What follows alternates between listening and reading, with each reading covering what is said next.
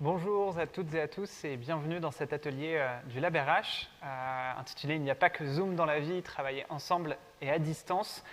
Les solutions, notamment pour travailler ensemble et à distance, c'est ce qu'on va voir aujourd'hui. Alors on est sur un congrès et un atelier en distanciel. Néanmoins, moi j'aime bien l'interaction, je n'aime pas parler 30 minutes tout seul. Donc à plusieurs reprises, je ferai appel à vous et je vous inviterai à réagir dans le chat. Je vois que dans le chat, on a déjà Sarah qui nous a dit bonjour et DL qui nous dit bonjour également, donc bonjour à vous. Et bien évidemment, je compte sur vous et sur votre participation dans le chat pour que ce soit ensemble en fait qu'on anime cet atelier et qu'on travaille à identifier quelles sont les solutions pour travailler ensemble à distance, et non pas simplement que ce soit moi qui vous parle bêtement pendant 30 minutes. J'y crois pas trop et je pense pas que ce soit la meilleure manière de le faire. Alors avant de commencer, peut-être vous dire en quelques mots qui je suis et pourquoi est-ce que je suis légitime à vous parler de tout ça aujourd'hui. Moi, je m'appelle Clément Leminck, je viens du monde des RH où j'ai travaillé à la fois sur des postes généralistes, notamment chez Warner Bros, puis stratégique chez Ubisoft, où j'ai travaillé sur de la stratégie RH à échelle monde sur l'ensemble des équipes IT d'Ubisoft. Et maintenant, ça fait un peu plus d'un an que j'ai rejoint le Lab RH, où je gère tout l'écosystème de start-up. Donc le Lab RH, c'est une association, loi de 1901, qui regroupe d'un côté un peu plus de 80 entreprises qui viennent dans une logique d'acculturation aux ressources humaines, et de l'autre côté, un peu plus de 250 startups qui, elles, viennent pour tout simplement gagner de la visibilité et profiter d'accompagnement. Et moi, je gère cet écosystème de startups, donc je suis au quotidien avec toutes les startups porteuses de solutions innovantes dans les RH. Solutions innovantes qui, du coup, ont été fortement mises à contribution dans cette période de crise, et du coup, pour travailler ensemble et à distance, c'est bon, la boucle est bouclée. En parallèle de mon activité au Lab RH, je suis également jury du coup, pour des accélérateurs et des incubateurs de start-up. J'enseigne et également je suis formateur en entreprise sur des thématiques RH, sur des thématiques d'entrepreneuriat également. Aujourd'hui, on est là donc pour parler de travailler ensemble à distance et je vais vous mettre à contribution pour la première fois en vous demandant tout simplement, quand vous entendez ce titre, quand vous avez vu l'intitulé de ce webinaire, enfin de cet atelier auquel vous avez décidé de vous inscrire, qu'est-ce que ça vous a évoqué comme enjeu? Et je vais vous laisser réagir dans le chat et me donner les enjeux, vous, que ça vous évoque, qu'il s'agisse d'un mot, d'une phrase, d'une suite de mots. Mais quels enjeux ça vous évoque, vous, le fait de travailler sur un format un petit peu hybride, du digital, comme on dit, avoir la moitié des équipes en physique, l'autre à distance, voire du full télétravail, comme on a connu pour beaucoup pendant une longue période. Donc je vous laisse réagir dans le chat, me dire un petit peu à quoi vous avez pensé. Et si tout se passe bien, normalement, les enjeux que vous allez évoquer, en fait, ça va faire écho à ce dont on va parler aujourd'hui, et je serai rassuré. Et si jamais c'est des choses dont je n'ai pas prévu de parler, je vous promets que j'essaierai d'en dire quelques mots. On a Lorraine qui commence avec une première phrase où on lui dit « apprendre à piloter nos équipes ». Donc effectivement, piloter les équipes à distance, les suivre. Il y a des vraies questions en termes de management notamment. Sandrine nous parle d'adaptabilité nécessaire pour survivre à ça. Anne-Claire nous dit « pourquoi être en présentiel ?» C'est souvent la question que posent les équipes maintenant qui a ce retour au travail sur le site et sur le présentiel qui est jamais très facile. Comment faire collectif toujours, Anne-Claire, et ça, on va voir des solutions qui permettent de travailler ensemble et en collectif. L'enjeu principal est dynamiser le groupe, nous dit DL, tout à fait. Dynamiser, créer du lien en fait. Bien qu'on soit à distance, continuer de créer du lien. On n'a plus ces team building où on va faire un escape game avec l'équipe. Donc comment est-ce qu'on fait pour le faire à distance? Concilier intérêt individuel et collectif, intérêt court terme et long terme, nous dit Anne-Claire. Inclusion, engagement, nous dit Zoé. Maintenir le lien, effectivement, Sarah. La performance collective, le bien-être, dit Léa. Effectivement, bien-être. Bien-être qui a été une thématique dont on parlera à la fin de cet atelier, mais une thématique clé et phare. Beaucoup d'entreprises ont cherché à pouvoir mesurer le bien-être de leurs collaborateurs et puis à s'assurer que cette situation de télétravail soit, à défaut forcément d'être un vecteur de bien-être, ne soit pas un vecteur de mal-être et essayer de prévenir les RPS, les risques psychosociaux au mieux que possible. Créer un esprit collectif, garder le lien, limiter les RPS, justement, c'est parfait. Je dis quelque chose, je baisse la tête dans le chat et ça y est déjà, on est tout bon. Donc tout ça, c'est ce dont on va essayer de parler aujourd'hui au cours de cet atelier. Alors, petit warning avant de commencer, c'est une présentation que j'avais construite pour 1 heure, que j'ai déjà réalisée à plusieurs reprises. J'ai essayé de la raccourcir pour une demi-heure, mais il est possible que ce soit un petit peu short en timing. Pas d'inquiétude pour ça, je vous donnerai mes coordonnées à la fin de la présentation si vous avez des questions, si vous voulez plus d'informations, parce qu'il y a bien plus de solutions dont j'aurais aimé vous parler. Et toute la matière, moi je l'ai, donc il ne faut pas hésiter à me contacter, je serai ravi de vous donner plus d'infos. Pourquoi est-ce que je vous mets une petite tête de Clément de moi-même qui vous dit « c'est parti pour candidater au Lab RH ?» C'est parce que je me suis dit que ce serait intéressant de prendre comme fil rouge de cet atelier mon histoire. Moi, je suis arrivé au Lab, comme je vous dis, depuis un peu plus d'1 an. Et en fait, exactement, il y a 1 an et 1 ou 2 mois, ce qui se passait, c'est qu'on était dans le premier confinement. Et moi, j'ai rejoint le Lab en plein confinement. Et je me suis dit que ce serait intéressant de vous montrer un peu le parcours collaborateur que j'ai vécu, le parcours expérientiel, puisqu'en fait, ça a été un parcours entièrement à distance. Et ça m'a permis de voir ce qu'il fallait faire et peut-être ne pas faire, et d'identifier des solutions qui permettaient d'y répondre et d'avoir la meilleure expérience possible. Aujourd'hui, dans le marketing et dans le commerce, on parle beaucoup d'expérience client et on cherche à la soigner au plus. Dans le monde des RH, c'est pareil avec l'expérience candidat. Et cette expérience candidat a été fortement malmenée en cette période de distanciel. Donc là, Clément, il est parti pour candidater au Lab RH. Et en fait, on va voir avec lui 7 étapes qui se font à distance et sur lesquelles on va identifier des solutions pour nous accompagner. La première, ça va être forcément de recruter à distance. Comment est-ce qu'on recrute à distance? La seconde, ça va être d'accompagner l'intégration et le départ. Je mets le départ parce que souvent, quand il y a une intégration, il y a un départ à côté et il y a des enjeux de passation de connaissances. Alors la passation en présentiel, on la connaît, la classique. En distanciel, c'est un peu plus compliqué. Fédérer et communiquer, on en a parlé dans le chat, vous l'avez dit, maintenir le lien. L'organisation hybride, place au digital. Alors, quelqu'un nous demandait pourquoi être en présentiel. C'était Anne-Claire. Pourquoi être en présentiel? C'est ce qu'on va voir. Est-ce qu'on ne peut pas faire du présentiel à distance, paradoxalement? Peut-être que si. Le management, le feedback et la reconnaissance en 5e, on le disait, comment piloter nos équipes, notamment, c'est ce dont on va parler là. Et enfin, je vous ai dit 7 points, mais c'est 6, je me suis trompé, conserver le bien-être des collaborateurs et des collaboratrices, dont on parlait également à la fin, avec notamment les RPS qu'on va chercher à limiter au maximum. Mais commençons du coup avec Clément qui souhaite être recruté au Lab RH, qui va candidater. Comment est-ce que, dans un contexte distanciel, Clément il peut avoir la meilleure expérience possible? Il y a 3 grands enjeux en fait sur le recrutement à distance. Il va y avoir de garder la même efficacité, de ne surtout pas dégrader l'expérience candidat, mais aussi de ne pas dégrader l'expérience des recruteurs, puisque pour les recruteurs, c'est une charge supplémentaire de faire du zoom à gogo. Je pense qu'on est nombreux, et à mon avis, il y en a pas mal d'entre vous qui vont reconnaître là-dedans, à avoir eu un peu la lassitude des zooms et des visios. Et c'est aussi pour ça un petit peu que je vous disais en intro et dans le titre, il n'y a pas que zoom dans la vie. Alors, nouvelle question pour vous, parce que je vous ai dit que j'allais vous faire participer. Selon vous, qu'est-ce que ces 3 entreprises ont en commun? Vous avez Deliveroo, Amazon et Uber. Qu'est-ce qu'on va retrouver dans le service? Je vous parle plutôt du service qu'elles proposent plutôt que de l'entreprise en elle-même ou de la structure. Qu'est-ce qu'on va retrouver dans ces 3 structures? Allez-y, il n'y a pas de réponse bête, je suis preneur de toutes les réponses. La dernière fois que j'ai fait cette conférence, la première réponse qu'on m'a donnée, c'est la précarité des emplois, donc ça m'a fait rire, mais ce n'est pas de ça que je voulais vous parler. Je pense plus au service. Ces 3 solutions, elles permettent quelque chose de particulier au consommateur, à l'utilisateur, au client. Un service digitalisé, nous dit Lorraine, de la techno, nous dit Léa, ce sont des bonnes réponses. Mondialisation, digital de nouveau, ce sont des bonnes réponses, mais ce ne sont pas encore celles que je cherche. On a une idée dans la salle? Elle va directement vers le consommateur, ouais, on a de l'idée, En fait, je vais vous aider. Livraison, nous dit Juliette. On s'y rapproche avec le directement au consommateur et la livraison, on y est. L'idée à laquelle je vais vous amener, c'est que ces solutions elles vous permettent de suivre tout de A à Z. À l'époque, si vous vous souvenez, quand on commandait quelque chose sur Internet, on avait un délai. On savait qu'on allait le recevoir dans 10 à 15 jours. Mais jusqu'au jour où on l'avait dans la boîte aux lettres, il ne se passait pas grand-chose. Et c'était difficile à suivre. Aujourd'hui, avec Amazon, on a un suivi, on sait chaque étape, chaque relais dans lequel le colis avance. Uber, on commande un taxi, on ne se contente pas d'appeler la centrale de taxi et d'attendre qu'un taxi vienne s'arrêter devant nous. On peut le suivre en temps réel, on peut savoir quand il arrive, on peut le voir tourner à chaque coin de rue, on pourrait voir s'il se trompait de chemin pour venir jusqu'à nous. Et Deliveroo, c'est pareil, on le retrouve chez Uber Eats, on le retrouve vers tous les services de livraison de nourriture. Idem, rappelez-vous, à l'époque, on décrochait le téléphone, on commandait une pizza à la pizzeria du coin, et nous disait vous serez livré dans à peu près 20 minutes.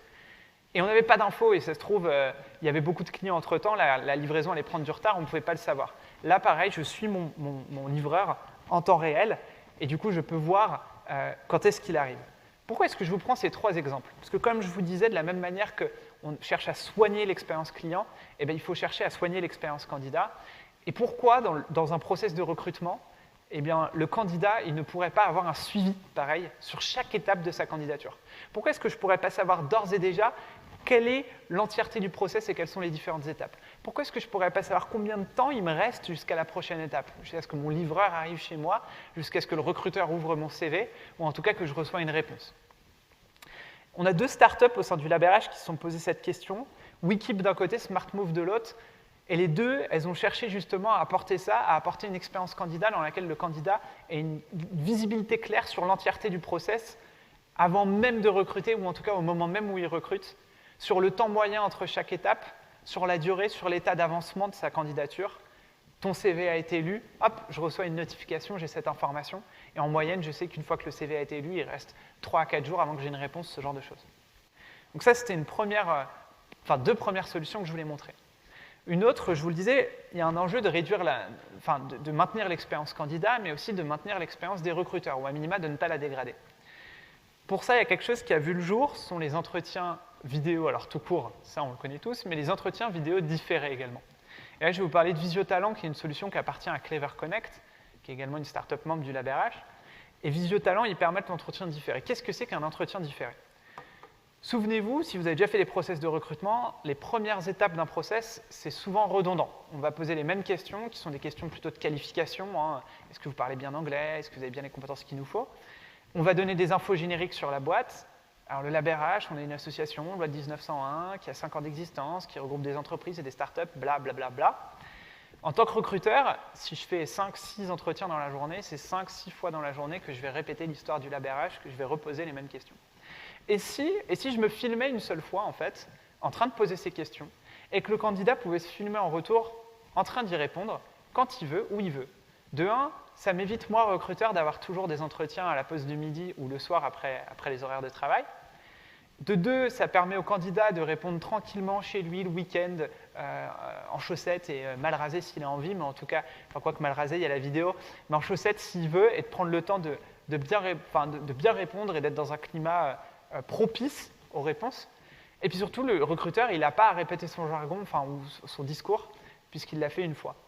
Alors, ce n'est pas une solution à l'entièreté d'un process de recrutement, hein, mais ça permet de faciliter les premières étapes et de gagner du temps, à la fois côté recruteur, à la fois côté candidat.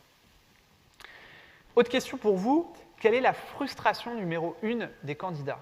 Est-ce qu'on a quelqu'un qui a une idée, que ce soit dans la salle ou dans le chat?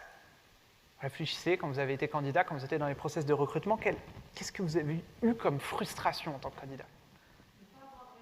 Ne pas avoir de réponse. Excellente réponse. C'est exactement ce que j'attendais. La frustration numéro 1, c'est de se faire ghoster. Le ghosting, c'est cette pratique qu'on trouve alors aussi dans la vie privée quand on a des gens qui arrêtent de nous répondre, mais qu'on retrouve de plus en plus dans la vie professionnelle avec soit des recruteurs qui ne vous répondent pas, soit des candidats qui ne répondent plus, hein, ça c'est le retour d'ascenseur. Maintenant, les candidats se permettent aussi de ne pas forcément donner de retour aux recruteurs. Une solution à ça, ça va être Yago, dont je souhaitais vous parler. Alors Yago, ça a été mis en place chez WeSNCF, que vous connaissez sûrement tous, hein, les trains, qui avait des gros enjeux en fait, de recrutement, notamment sur des profils tech, et ce n'est pas forcément la boîte la plus sexy au monde, ou en tout cas pas la première boîte dans laquelle on pense aller quand on est un profil tech. Et Yago, ce qu'ils vont faire, c'est qu'ils vont en fait tout simplement répondre à tous les candidats pour l'entreprise. Alors répondre premièrement à toutes les candidatures spontanées, vous savez, ces candidatures qu'on reçoit sans même avoir posté d'annonce. Ensuite, répondre à toutes les candidatures à des jobs, toutes les réponses négatives, et avec pas une réponse classique, on va dire, qui soit la même pour tout le monde, mais une réponse construite qui soit accompagnée de conseils de recrutement, de conseils sur le CV ou d'explications sur pourquoi le profil n'a pas été retenu. Et ensuite, ils vont aller jusqu'à constituer un vivier de talent, du coup, pour pouvoir réactiver ce vivier, on parle souvent de nurturing dans les RH, réactiver ce vivier au moment opportun. J'avais une candidature spontanée de, je sais pas, un profil marketing alors que je n'avais pas de besoin. 3 mois plus tard, j'ai un besoin, je l'avais identifié dans mon vivier. Je lui avais fait un retour comme quoi je n'avais pas de besoin, mais comme quoi je reviendrai vers lui ou vers elle quand j'aurai un besoin. Et là, je peux la recontacter ou le recontacter et je gagne beaucoup de temps dans mon recrutement. Donc ça, c'est Yago qui va être la solution qui va nous permettre de gagner du temps là-dessus. Assez parlé de recrutement, Clément, il est content, il a été recruté au LabRH. Maintenant, l'enjeu, c'est plus celui du recrutement. L'enjeu, ça va être l'intégration, l'onboarding, le pré-boarding aussi de Clément. Et bien évidemment, potentiellement, le départ de la personne qui peut remplacer s'il est amené à remplacer quelqu'un. Nouvelle question pour vous. Je vous donne un chiffre, 46%. Selon vous, à quoi correspond ce chiffre? Un indice, c'est un lien avec ce dont je parlais juste avant. Donc l'onboarding ou l'offboarding. Pas accompagné à 46%. Effectivement, c'est 46% des cadres qui n'ont pas eu un process d'intégration au cours de leur intégration dans leur poste. Alors, c'est une étude de cadre emploi. 46%, c'est affolant. Alors, on va essayer de voir comment est-ce qu'on peut faire pour accompagner l'intégration. Et ce que j'aimerais vous partager, c'est une initiative qu'avait mis en place l'équipe du Lab quand moi, je l'ai rejoint en plein premier confinement. Ils m'ont envoyé un trombinoscope. Vous voyez ce magnifique PowerPoint là dont vous avez la première slide. Un trombi avec l'équipe du Lab RH. Dedans, j'avais les photos de tout le monde avec leur intitulé. Et pour chaque personne, j'avais un profil. Alors là, c'était le mien, parce que du coup, on a gardé cette bonne pratique. On continue de faire ça avec notre nouvelle recrue. Et en fait, on a 3 catégories. Bon, là, c'est un peu petit, vous n'allez pas les voir. La première, c'est tout simplement ses casquettes, ses missions au sein du lab. Donc, en gros, quel est le rôle dans l'équipe? Super, je comprends mieux. La seconde, ce sont les super pouvoirs de cette personne. Alors, les super pouvoirs, l'idée, c'est de permettre de dévoiler la personnalité de la personne d'une manière un petit peu fun. Alors moi, par exemple, notamment, j'avais parlé de mon optimisme sans faille en vous annonçant, et c'est un secret que je compte sur vous pour garder, mais c'est vrai qu'il paraît que Obama tient son fameux Yes Weekend de moi-même. Voilà. Juste après les super pouvoirs, on va avoir les hobbies, et puis l'astuce pour que ça se passe bien avec cette personne. Ça, moi, en tant que candidat, quand j'ai rejoint le Lab RH, c'était hyper précieux. Ça m'était envoyé dans le cadre de mon pré-boarding, j'étais même pas encore employé.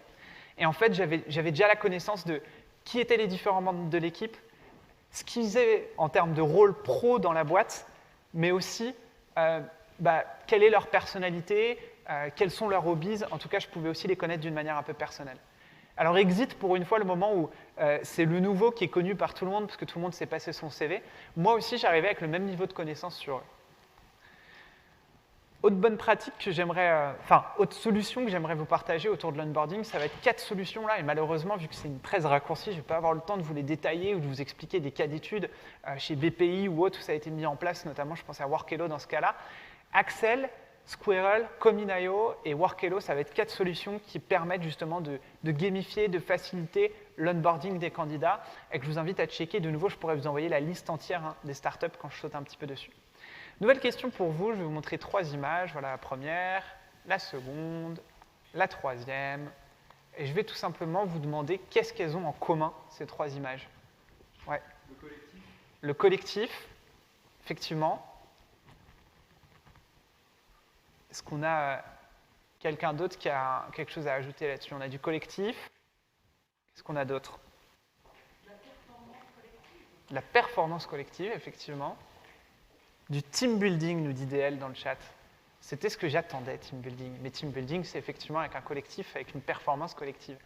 Le team building, vous vous souvenez, c'était ces moments sympas où une fois par an, notre manager, il emmenait l'équipe faire un laser game, faire un escape game, construire une tour en Lego, aller faire, je sais pas, de la spéléo, je suppose qu'ils font, quelque chose du genre. Pendant l'année Covid, c'était plus compliqué, hein. Et vous avez sûrement reçu un message du manager qui dit « Ah, désolé, le team building cette année, ça va être compliqué, on verra l'année prochaine. » En fait, c'est pas fini. Il existe quand même des solutions pour maintenir du lien à distance et pour retrouver des activités. Alors, vous n'allez pas construire une tour de Lego ou faire un laser game, mais il y a quand même différentes solutions dont je voulais vous parler. Premier type de solution, vous voyez en haut, c'est Fancy qui a été mise en place dans le département des Yvelines. Et Fancy, eux, ils vont avoir une solution qui permet de comprendre la dynamique d'équipe. Ils ont été mis en place au département des Yvelines puisqu'ils avaient une équipe qui travaillait uniquement sur le terrain, qui du jour au lendemain s'est retrouvée digitalisée à distance. Ça doit vous rappeler quelque chose. Et ils se sont rendus compte que la dynamique d'équipe n'était pas du tout la même à distance. Les façons de fonctionner des uns et des autres, les forces et les faiblesses, n'étaient pas forcément les mêmes. Grâce à FNC, ils ont pu identifier justement quelles étaient les forces de chacun et les clés pour travailler en collectif, pour ensuite travailler dessus et puis avoir aussi accédé à du micro-contenu, de micro-learning, pour se former sur les axes d'amélioration. Deuxième solution, pour faire référence du coup à ces team building, proposer des expériences ludiques, même à distance. 2 startups dont je souhaitais vous parler, Coloc à gauche, Into the Tribe à droite. Coloc, c'est une boîte qui faisait que du team building. Donc avant le Covid, elle faisait que de l'escape game, pardon. Donc avant le team building, je vais y arriver. Avant le Covid et la crise, ils faisaient que de l'escape game. Du coup, c'était uniquement en présentiel. Et avec la crise, ils se sont mis à développer des escape games et des aventures à distance aussi. Donc tout ça pour vous dire que ça existe. Into the Tribe, de la même manière, ils ont proposé des blind tests et ce genre de jeu un petit peu ludique pour, pareil, recréer du lien dans les équipes et créer du lien même quand on est à distance. Dernier type d'exemple, c'est de contribuer à des projets porteurs de sens. Si je veux me sentir part en fait un petit peu de ma boîte, si je veux me sentir vraiment intégré, eh ben, il faut aussi que je comprenne les gros enjeux de la boîte. Et ça, je le comprends peut-être quand je suis dans les bureaux, quand j'échange avec des gens, quand je vois ce qui se passe, je le comprends moins à distance. L'Oréal, ils font chaque année ce qu'ils appellent le Citizen Day, qui est un jour où leurs collaborateurs peuvent aller travailler pour des assos bénévolement, tout en étant payés par L'Oréal. Ça, ils l'organisent avec Microdon, donc vous voyez le logo juste là. Et bien avec Microdon, cette année spéciale de 2020, ils ont décidé d'organiser un Citizen Month au final, et ils ont identifié des associations qui pourraient avoir besoin d'aide en fait plutôt sur du mécénat de compétences et sur des compétences qu'on pouvait fournir ou apporter même à distance. Et au final, les collaborateurs, ce qu'ils ont eu, c'est 6 heures qu'ils pouvaient dépenser comme ils voulaient dans le mois pour accompagner à distance des associations en leur faisant bénéficier de leur expérience et de leurs compétences. Donc c'est toujours possible d'avoir ce type de projet. Et là, je vous ai parlé de Microdon et de L'Oréal, mais on a aussi Citizen Wave ou Maoboa, qui propose ce type de solution également. Mais une bonne intégration, c'est aussi un bon départ. Et là-dessus, pareil, vous allez retrouver des solutions. On retrouve Comin qui fait de l'intégration, enfin de l'onboarding et de l'offboarding. On retrouve aussi Thank You and Welcome ou encore Yoga, qui sont des solutions qui visent à faciliter en fait la transmission de savoir pour s'assurer que quand on perd un collaborateur, on ne perde pas son savoir, mais qu'il soit bien transmis à la nouvelle recrue. Assez parlé de nos enjeux d'onboarding, parlons maintenant de la connexion, de créer du lien avec les collègues. Fédérer, communiquer. Plusieurs enjeux, du coup, au cours de cette crise. Maintenir le lien malgré la distance, maintenir les RH en vie, si j'ose dire, ils ont été ultra sollicités, maintenir les opportunités d'interaction avec sa boîte et maintenir le sentiment d'appartenance à quelque chose de plus grand. Pour maintenir le lien malgré la distance, plusieurs solutions. On a Awaken qui a été mis en place chez la Sogé qui permettent de programmer en fait, et d'envoyer des emails interactifs. Alors, c'est des emails avec plein de contenus, des quiz, de l'info sur la vie d'entreprise, ainsi de suite. L'idée, c'est de régénérer un petit peu le climat qu'il y avait dans un open space où on apprend tout ce qui se passe via des newsletters qui nous informent sur la vie de l'entreprise et sur ce qui se passe également et qui nous permettent d'interagir entre collègues malgré la distance. Deuxième solution, c'est Awards qu'on met en place au Story, où en fait chaque collaborateur peut écrire des histoires de son travail, de ses projets, pour avoir une sorte de mémoire de l'entreprise, pouvoir revenir dessus, pouvoir voir en fait aussi ce qui a été mis en place pour passer les barrières potentiellement mises par le distanciel. Enfin, le micro-learning et l'UGC, le User Generated Content, ça c'est avec Bidis qu'on va le retrouver, qui a été utilisé par la Caisse des dépôts, dans laquelle ils ont décidé d'ouvrir cette application de micro-learning à l'entièreté de leurs collaborateurs pour que leurs collaborateurs puissent se filmer tout simplement et faire des espèces de petits tutos pour apprendre et partager leurs connaissances aux autres collaborateurs. L'idée, c'était de recréer du lien et de permettre à une personne de créer du contenu qu'elle pourrait partager à l'ensemble de la boîte. J'avance pour maintenir les RH en vie, puisque être RH en 2020, c'était être un peu comme sur cette photo. Là, c'est les petits bots dont je vais vous parler, qu'on déployé tout simplement un chatbot RH qui va reprendre en fait toutes les questions les plus classiques. Vous savez, celle de est-ce que mes tickets de transport seront remboursés ou est-ce que j'ai toujours mes tickets resto, même si on est à distance, ce genre de choses. Pour décharger les RH, tout simplement, et avoir un chatbot qui va répondre à toutes ces questions faciles, et ensuite passer sur un support de niveau 2, si j'ose comparer à de l'informatique, lorsqu'il y a des questions plus complexes, et auquel cas, là, on repasse sur un interlocuteur RH directement. Maintenir les opportunités d'interaction. Là-dessus, je voulais vous présenter Wingsy, qui a été mise en place chez Framatome, une filiale du groupe EDF. Wingsy, c'est une solution qui permet à un collaborateur de donner en fait ses compétences, c'est du déclaratif, hein, je maîtrise telle compétence, et ensuite à d'autres collaborateurs ou à ce même collaborateur de chercher des gens dans la boîte, dans l'entreprise, qui aient des compétences auxquelles je voudrais faire appel et sur lesquelles j'aurais besoin d'aide. On peut également poser des questions et relier des compétences à ces questions pour que les experts, ou en tout cas les détenteurs de ces compétences, puissent voir la question et y répondre. Et à partir de là, ça va construire une espèce de bibliothèque, et le tout est supporté par une IA, un algorithme qui permet de pousser, en fait, si quelqu'un veut poser une question qui a déjà été posée, en fait, lui pousser directement les réponses et les meilleures réponses via un système de vote, mais aussi suggérer des compétences en fonction des profils similaires, ainsi de suite. Donc ça me permet de trouver un collaborateur, même si je suis à distance et que je ne peux pas le retrouver en physique, l'identifier, ou en tout cas identifier la personne qui a les compétences que je recherche. Enfin, maintenir le sentiment d'appartenance. Là-dessus, on parlait de collectif, d'intelligence collective. Je me souviens quand je vous posais la question en amont de qu'est-ce que ça vous évoque. 2 startups que je voulais vous partager. La première, c'est Cap Collectif, qui justement est centré autour de ces décisions collectives et va proposer plein en fait, de dispositifs pour bosser ensemble, que ça aille de la simple cagnotte d'entreprise, mais jusqu'à des boîtes à idées, des référendums d'entreprise, ce genre de choses.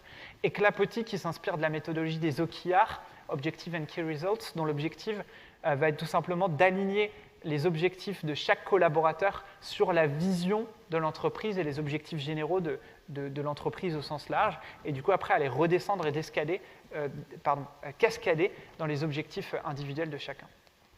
Toujours, je vous redonnerai la liste des startups, je sais que je vais vite dessus, mais il est déjà 25, il nous reste déjà plus que 5 minutes. Présentiel ou distanciel, comment s'organiser? On arrive à ma 4e partie sur le phygital. Je ne vais pas vous parler des Teams, Slack et Discord, parce que je pense que vous les connaissez tous assez. Je vais plutôt vous parler de solutions comme Klaxoon ou Opendo, qui sont 2 solutions françaises qui permettent de retrouver le tableau blanc, les post-it, les routines, ou en tout cas les supports pour les routines d'équipe et les réunions sur les collaboratives qu'on pouvait avoir, ateliers collaboratifs, avec de nouveau tableau blanc, quiz, nuage de mots, tout ce que vous voulez du genre. Les 2 sont français et les 2 sont relativement similaires. Klaxoon est un peu plus complet, un peu plus cher. Opendo est un peu moins complet, mais du coup un peu moins cher. Autre type de solution que je voulais vous partager, c'est en référence à... Alors pour ceux qui ont la référence, je ne vais pas prendre le temps de vous reposer la question sur de quel film s'agit-il. Il s'agit de Ready Player One. Je vous ai dit que j'allais travailler chez Warner Bros, ça laisse des traces. Pourquoi je vous parle de Ready Player One? Parce que c'est un film dans lequel tout le monde est dans l'oasis, dans une dimension virtuelle. Et en fait, la réalité virtuelle, ça peut être la solution pour faire du présentiel à distance. Et là-dessus, il y a 3 solutions que je voulais vous montrer. Wixar, Global et Antilogy. Les 3, leur objectif, c'est ça en fait. C'est de permettre à des collaborateurs qui ne sont pas au même endroit de se retrouver dans un univers virtuel et au final de travailler ensemble, avec plein de solutions et dispositifs qui sont dispo pour chacun. Mais ça, on y reviendra plus tard. Enfin, le flex office. Pour ceux qui commencent à revenir au boulot, il y a beaucoup de boîtes qui se sont dit, on n'a pas tout le monde qui revient au boulot, on va faire du flex office, on va réduire les espaces qu'on a et on va tout simplement faire des roulements sur les bureaux. Mais le flex office, ça peut créer pas mal de problèmes. On a 3 solutions au sein du Lab RH, Up2B, Semana et FlexTeam qui répondent à ces enjeux. Et vous voyez un petit sigle au-dessus d'Up2B, parce qu'Up2B, ils sont intervenus ce matin sur un atelier. Pour ceux qui l'ont raté, je pense que vous pourrez avoir le replay via le congrès du télétravail. Et Up2B, Semana, FlexTeam vont justement proposer des solutions qui permettent de faciliter ce travail flex, tout simplement, ce flex working et ce flex office. Maintenant, Clément, il est content, il a compris comment il pouvait travailler à distance ou pas, il s'est fait onboarder, mais il a un nouveau enjeu, c'est de s'assurer que tout se passe bien par rapport au management de son équipe, et ce, malgré la distance. Alors, au Lab RH, on a fait tout un atelier avec une grosse étude, avec le Village by CA et Startup Inside.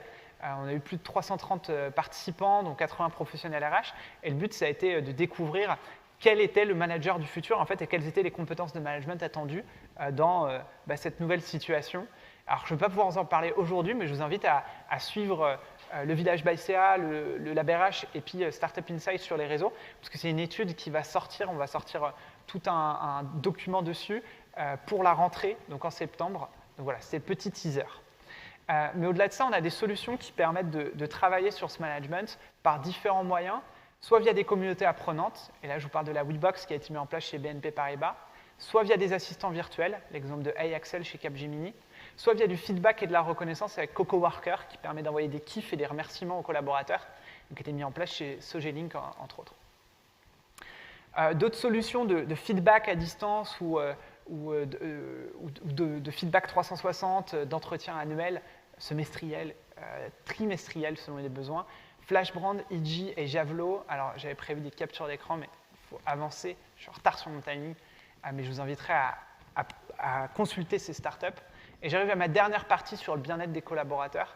Le premier truc qui a été mis en place dans plein d'entreprises, et je me souviens dès mars-avril, quand j'échangeais avec ces startups-là, ils me disaient « Clément, nous, le Covid, ça nous a aidé énormément, on n'a jamais eu autant de clients et de demandes. C'est toutes les solutions de Pulse Survey pour prendre le pouls des équipes, pour avoir des petits questionnaires, vous savez, qui suivent si tout se passe bien et qui envoient des questions. On a beaucoup au Lab RH, vous les voyez, Windu, Blixo, Bloomin, Wittyfit, Bloom at Work, Dialogue, JBWE et ID3 qui en sont. Il y en a encore plus sur le marché. C'est des choses qui vous intéressent, je vous inviterai à les consulter. Mais au-delà de juste prendre le pouls, il y a aussi l'enjeu d'agir. Et là-dessus, on trouve pas mal de solutions aussi qui permettent d'agir sur différents enjeux, qu'il s'agisse de parentalité, qu'il s'agisse de bien-être, éventuellement pour limiter aussi les TMS, les troubles musculo-squelettiques, d'aide à l'addiction, à guérir l'addiction et la dépendance, de fatigue oculaire et ainsi de suite, de distance domicile-travail. Alors là, on en a plein au LabRH. On en a tellement que je n'avais pas le temps de vous parler de toutes, mais je vous ai fait une super slide avec plein de logos. On en a qu'il s'agisse du sommeil, de la déconnexion, qu'il s'agisse de la fatigue oculaire, qu'il s'agisse de la parentalité, qui est un sujet qui prend de plus en plus d'ampleur. Et je vous inviterai à les suivre ou en tout cas à me contacter à la suite de ce call pour que je vous en parle plus. Et j'arrive à la fin avec 1 minute, en ayant dépassé d'1 minute à la fin de ma slide. On a vu plein de startups dans cette presse. Et de nouveau, ce que je vous invite à faire, c'est m'écrire. Et d'ici là, je ne sais pas si on a le temps, je vais demander à la régie de prendre 1 ou 2 questions s'il y en a dans le chat. Ouais, parfait. Du coup, si vous avez des questions dans le chat pour moi avant qu'on se quitte, je vais essayer de répondre à plusieurs questions. Et je vois Stéphane qui a commencé en disant « Connais-toi toi-même, c'est un impératif, mais alors à quoi sert l'altérité ?» Très bonne question, Stéphane. Là, on va entrer en cours de philosophie presque. Mais effectivement, en fait, c'est toujours important aussi de se recentrer sur soi-même pour ensuite pouvoir travailler en collectif. Merci Sarah, merci DL. Je ne sais toujours pas qui se cache derrière ce pseudonyme.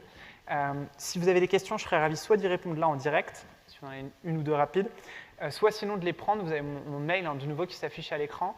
Et ce que je peux vous envoyer aussi, c'est j'ai fait mes devoirs, un bon document qui récapitule l'ensemble des solutions que je vous ai montrées, avec à chaque fois un texte descriptif en 2-3 lignes qui explique en quoi consiste leur solution et ce qu'elle apporte, et puis les coordonnées et le site web si vous voulez en savoir plus. Donc si vous voulez super fichier récap, il suffit de m'écrire un petit mail et puis je serai ravi de vous le donner. Le prochain challenge, la gestion des équipes mixtes en présentiel et distanciel. Alors effectivement, et typiquement les solutions que j'avais montrées de type Klaxoon ou autre peuvent permettre ça. On peut avoir des gens en présentiel qui vont interagir sur l'outil tout en ayant des gens en distanciel qui interagissent également avec l'outil. Ce sont des outils qui peuvent gérer ce format hybride. Merci à vous pour vos remerciements et vos commentaires, Zoé, Lorraine, merci beaucoup.